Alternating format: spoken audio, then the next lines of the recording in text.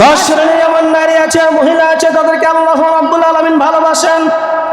1 নম্বর, যে নারী ক্ষমাশীল, যে মানুষ, যে নারীটা ক্ষমাশীল, যে নারী ক্ষমা করে দেয়।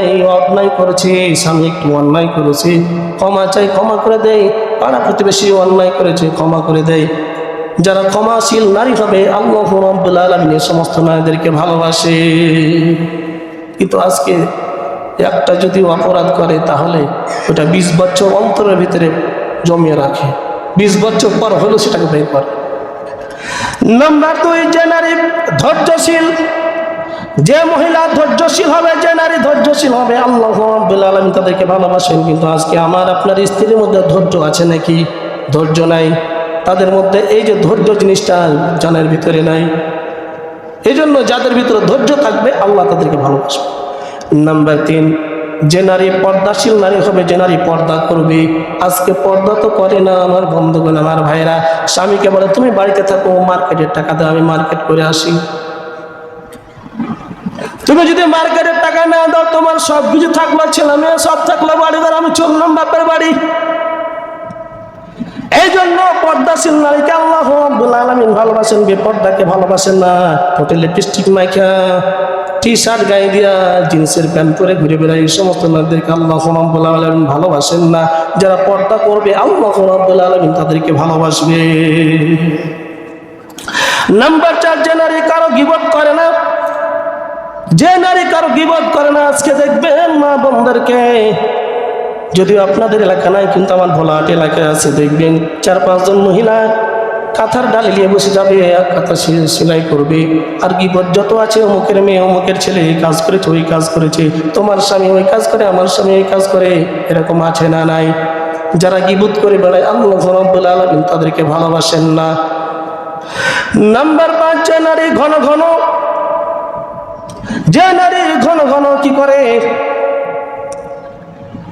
তওবা করে, আল্লাহ রাব্বুল আলামিন তাকে বেশি ভালোবাসেন। যে নারী ছোট্ট একটা অপরাধ হয়ে গেছে, এই জন্য তওবা করে ফেলে, আল্লাহ রাব্বুল আলামিন সমস্ত নারীদেরকে ভালোবাসেন যারা বেশি বেশি তওবা করে। নাম্বার 6, যে নারী সর্বদা পবিত্র অবস্থায় থাকে, যে নারী সব সময় কি করে পবিত্র অবস্থায় থাকে, আল্লাহ রাব্বুল আলামিন সমস্ত নারীদেরকে ভালোবাসেন। 7 নম্বর, যে নারী স্বামীর আনুগত্য করে, যে নারী স্বামীর আনুগত্য করে, যে নারী স্বামীর কথা মতো চলে, যে নারী স্বামীর কথা মতো চলে, স্বামীর কথা শুনে।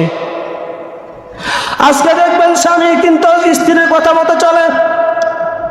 মসজিদে 20 টাকা দান করতে হবে, 50 টাকা, 1000 টাকা দান করতে হবে, স্ত্রী অনুমতি না নিলে দান করতে পারে না। তুমি একটা পুরুষ নাকি? তুমি একটা মহিলা মার্কা পুরুষ? আল্লাহ রাব্বুল আলামিন তোমাকে পুরুষ বানিয়েছে, তোমার ক্ষমতা বেশি দিয়েছে, তুমি মহিলার আনুগত্য কেন করবে? কিয়ামতের আলামত হলো, দেখবেন কিয়ামতের আগে পুরুষরা মহিলাদের আনুগত্য করবে, অর্থাৎ স্ত্রীর কথা উঠবে আর বসবে। এরকম মানুষ আছে না? না। এই জন্য যে সমস্ত নারীরা স্বামীর আনুগত্য করবে আল্লাহ রাব্বুল আলামিন তাদেরকে ভালোবাসে। 8 নম্বর, যে নারী সময় মতো নামাজ আদায় করে, কিন্তু আজকে মা বোনরা সময় মতো নামাজ আদায় করে না। জোহরের নামাজ আসরে, আসরের নামাজ মাগরিবের নামাজ এশারে আছে না? না, কাজ করতে থাকে, আজান হয়েছে, কাজ করতে আছে। নাম্বার 9, যে নারী তার লজ্জাস্থানের হেফাজত করে, যে নারী তার লজ্জাস্থানের হেফাজত করে। কিন্তু আজকে বাংলার জমিনে তাকায় দেখেন, পরকীয়া আর প্রেমের কারণে বাংলাদেশের নারীদের আজকে বিহাল অবস্থা। যারা বলেন ঠিক কিনা?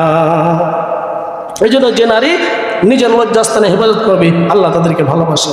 10 নম্বর, যে নারী বাইরে বের হওয়ার সময় সুগন্ধি ব্যবহার করে না, যে নারী বাইরে বের হওয়ার সময় সেন্ট মারে না, পারফিউম মারে না।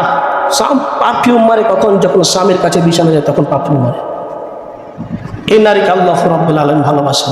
যে নারী পারফিউম মেরে বাইরে যাবে আর যুবকরা খালি নাকের গন্ধ পাবে, কি সুন্দর পারফিউম মেরেছে, এই সমস্ত নারীকে আল্লাহ রাব্বুল আলামিন ভালোবাসেন। এই জন্য এই 10 শ্রেণীর নারীকে আল্লাহ রাব্বুল আলামিন ভালোবাসেন।